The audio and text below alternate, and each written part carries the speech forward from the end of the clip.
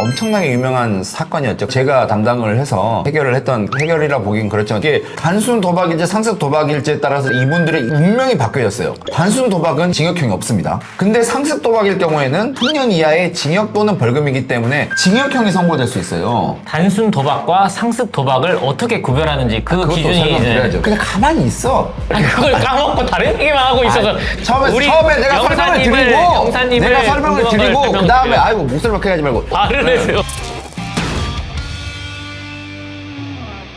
안녕하세요, 영사님들. 저희가 오늘은 또 법률적인 컨텐츠를 다루기 위해서 여러분께 이렇게 찾아뵙습니다. 최근에 이진호 씨 난리 났잖아요. 그 상황에 대해서 좀 알고 계세요? 당연히 알고 있죠. 뭐 저희도 뭐 기사를 통해서 다 접한 내용들이고 대중분들도 다 우리 영사님들 다 알고 계시겠지만 2018년도에서 뭐 19년도까지 지인 소개로 이제 한 사업가 회사에 투자를 했다가 이제 더 많은 돈을 또 투자를 하고 뭐 지인들의 돈까지 막 끌어와서 투자를 하다가 이제 그 사업이 잘 안 된 거죠. 모든 돈을 다 잃게 돼서 이제 도의적인 책임으로 자기를 믿고 투자한 사람들한테 이제 이진호 씨가 변제를 해줬다. 이게 팩트죠. 그래서 이제 투자 실패하고 코로나19 때 이제 집에서 뭐 밖에 나갈 수도 없고 하니까 이제 집에 머무는 시간이 늘어나면서 자연스럽게 이제 인터넷 도박에 이렇게 중독되는 그런 최악의 상황으로 벌어지게 된 겁니다. 근데 문제는 이제 본인만 도박을 처했으면 문제가 없는데 방금 제가 말씀드렸던 것처럼 예를 들어서 그렇게 이수근 씨를 포함해서 BTS든 되게 영향력 있는 분들이잖아요. 영향력 있는 그쵸. 사람들에게 정직하게 빌려달라고 했었으면 그것도 문제였을 텐데 그것보다 거짓말해서 빌렸잖아요. 그렇죠. 네. 가족을 팔아서 이제 어머니가 아프다. 수술비를 마련해야 되는데 그 수술비가 없다. 본인이 이제 착한 사람들의 마음을 이용해가지고 되게 악질적인 부분이 그렇잖아요. 저희가 화가 나는 포인트가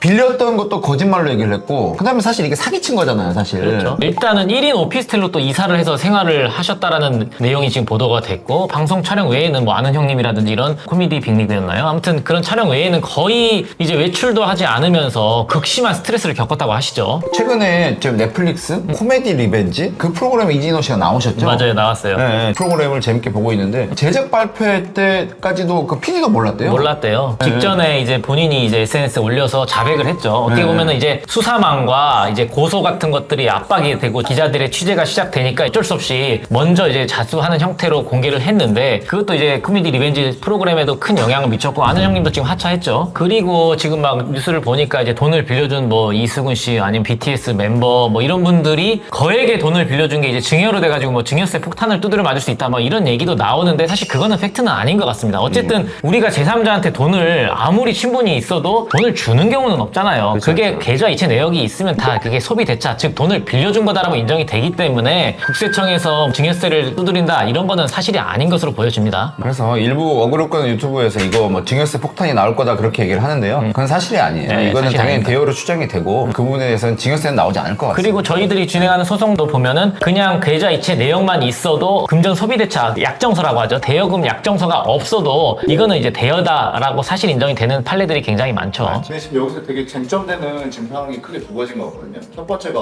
불법 도박, 두 번째가 사기죄 낭비. 이 두 개가 이 사건의 쟁점인 건가요? 일단은 방금 말씀하신 것처럼 두 개인데 법률 채널에서 이렇게 심도 있게 말한 적이 없을 거예요. 도박도 종류가 되게 다양해요. 국민체육진흥법이라는 것도 있고 형법상 도박 중에서도 상습 도박에 해당될지 그냥 도박에 해당될지에 따라서 처벌의 수위가 천지차이입니다. 그치, 형량도 다르고 뭐 그냥 단순 도박은 벌금으로밖에 처벌할 수 없지만 상습 도박 같은 경우는 징역형도 가능하잖아요. 아시겠지만 제가 아까 아마 국내에서는 엄청나게 유명한 사건이었죠. 국내에서 가장 유명했던 스포츠 도박 사건을 제가 담당을 해서 해결을 했던, 해결이라 보긴 그렇지만 의뢰인 입장에서 잘 끝났던 사건을 제가 처리를 한 부분이 있어서 그때 이게 문제됐던 게 그거였거든요. 이게 형법상 상습 도박인지 단순 도박일지 거기에 따라서 처벌은 천지 차이입니다. 근데 방금 상습이냐 아니냐 있잖아요. 그 판단 기준이 도대체 어떻게 되는 거예요? 그게 되게 모르시는 분들이 너무 많을 거예요. 그때도 저희가 너무 유명한, 정말 유명한 선수들이었는데 그게 단순 도박인지 상습 도박일지에 따라서 이분들의 운명이 바뀌었어요. 단순 도박은 징역형이 없습니다. 그냥 벌금 1,000만 원 이하예요. 그렇게 되면 그냥 벌금만 내고 끝나고 계좌로 내고 끝날 수가 있어요. 근데 상습 도박일 경우에는 3년 이하의 징역 또는 벌금이기 때문에 징역형이 선고될 수 있어요. 우리 PD님이 궁금하신 거는 단순 도박과 상습 도박을 어떻게 구별하는지 그 그것도 기준이 설명드려야죠. 그냥 가만히 있어. 아니, 그걸 까먹고 다른 얘기만 하고 있어서 제가 대신 질문 처음에 내가 설명을 드리고 영사님을 내가 설명을 드리고 그 다음에 아이고 목소리 박해 하지 말고 처음에 설명을 드리고 말을 해세요. 아니 방금 말씀드린 것처럼 상습 도박과 단순 도박은 차이가 엄청 커요. 단순 도박은 방금 말씀드린 것처럼 벌금이 1,000만 원 이하이기 때문에 뭘 하더라도 감옥 갈 일이 없습니다.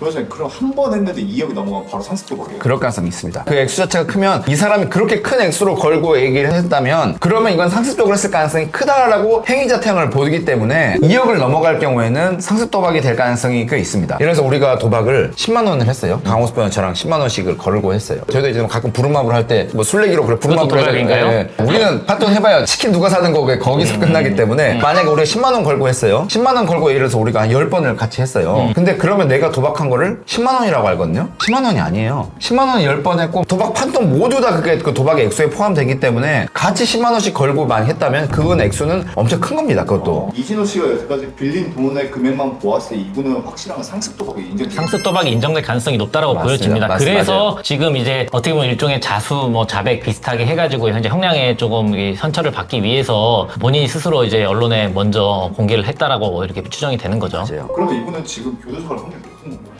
근데 이제 이진호 씨가 다른 전과가 있는지, 뭐 도박 전과가 있는지, 뭐 사기 전과가 있는지 이런 것까지는 아직 알 길이 없습니다. 그래서 그런 부분들도 고려를 해야 될 것이고, 특히나 이제 피해자들 아무리 연예인이라고 해도 공인이라고 해도 피해를 입은 거는 맞잖아요. 피해 회복이 얼만큼 되었는지, 피해자들의 처벌 불원 의사표시가 있는지 이런 것들도 굉장히 중요한 형량을 가르는 요소가 될 것이고요. 더 나아가서 이 사건 같은 경우는 사기 피해자가 피해를 회복을 받았거나 또는 선처를 바란다는 의사를 표시했어도 도박죄라는 것 자체가 사회적인 안정성에 해치는 범죄잖아요. 그렇기 때문에 처벌 자체를 피할 수 있는 방법은 없습니다. 불법적으로 도박을 했기 때문에 이거는 인터넷 불법 도박은 국민체육진흥법이라는 법에 위반됩니다. 그래서 그 법에 따라 처벌을 받을 것이고 방금 말씀드린 것처럼 형법상 상습 도박의 중에서도 아주 엄청난 상습 도박에 해당이 될 가능성이 커서 그쵸. 죄질도 좋지 않은데 거기다가 저희가 알기로는 이미 저희랑 잘 알고 있는 이수근 씨를 포함해서 많은 연예인들이 그 피해 준 금액이 뭐 거의 한 20억 가량 된다고 막 얘기가 나오잖아요. 그렇죠. 최소한 일단 10억이 넘는 그렇게 많은 피해를 주고 있잖아요. 그렇게 됐다면 만약에 그분들이 고소까지 들어가게 된다면 그러면 당연히 이거는 사기죄로 될 가능성이 상당히 높거든요. 그러면 사기죄까지 같이 붙는다면 구속될 가능성도 없지는 않은 것 같습니다. 네. 지금 사기죄가 성립이 되진 않고 변제할 의사가 있어요.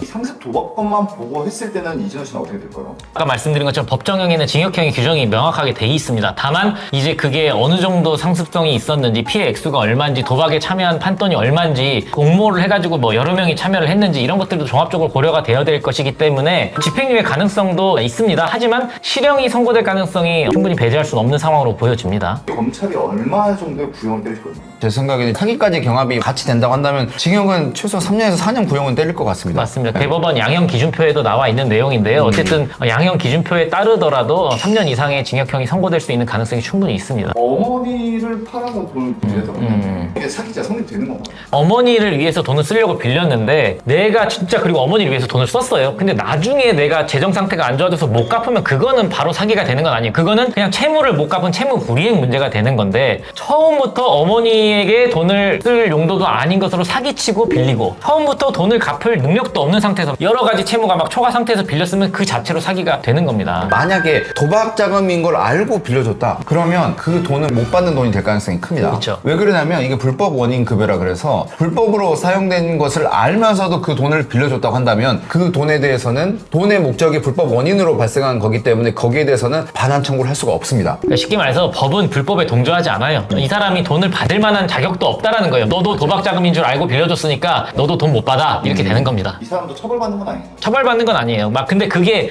적극적으로 막 도박에 뭐 방조를 했다라거나 그러면은 도박 방조죄라는 게 형법에 규정이 돼 있으니까 가능성은 있겠지만 실제로는 그렇게까지 알면서 방조의 고의 뭐 이런 것들 인과관계 다 입증을 해야 되기 때문에 처벌될 가능성이 높지는 않다라고는 생각합니다. 박 변호사님이 유명 스포츠 스타부터 해서 그 관련해서 실제로 법률 그래서 별명이 마카오 박이었어요. 왜 이렇게 연예인들이나 공인들이 뻑이 빠진다 생각하십니까? 짜릿하잖아요. 저희도 이제 뭐 예를 들어 저희가 부루마블 해서 이기더라도 짜릿한데 뭐 예를 들어서 그 강호수 변호사가 서울 걸려가지고 돈 왕창 내가지고 파산해가지고 파산한 이기더라도 적 있었죠. 예, 그게 너무 짜릿하고 그렇기 때문에 아마 어떻게 보면 쉽게 버는 거잖아요. 쉽게 돈을 벌고 어떻게 쉽게 이룰 수 있는 그런 승부에 갈려서 그런 짜릿함 때문에 이런 도파민 때문에 한 번 이런 걸 경험했던 분들은 못 끊는 것 같아요. 심지어 땄어도 문제예요. 딴 돈은 다시 도박 자금으로 투입해서 다 이렇게 돼 있습니다. 그러니까 도박은 하지 마십시오. 두 분 부루마블 가 앞으로 계속 하실 건가요?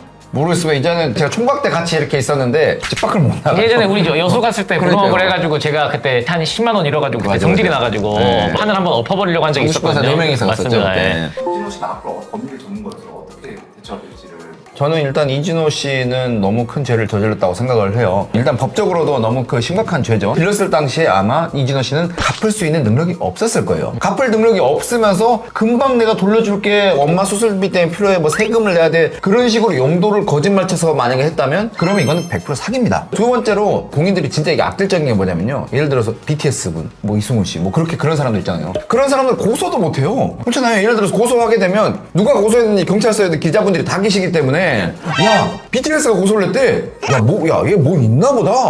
왜 돈을 이진호한테 빌려줬대? 얘도 뭐 도박에 관여된 거 아니야? 그렇게 돼버리기 때문에 이 사람은 진짜 미칠 노릇이에요. 진짜 민폐고요. 민폐 네. 수준을 넘어서 지금 PD님이 아까 말씀하신 것처럼 공모한 거 아니야? 약간 이런 맞아요. 방조한 거 아니야? 이런 오해도 지금 사고 있는 이 상황을, 최악의 상황을 만드신 분이 당사자이신 이진호 씨라고 생각이 되고 형사처벌을 피할 수 없습니다. 아까 말씀드린 것처럼 징역형 이런 것들도 충분히 가능한 사안이다 이렇게 봅니다.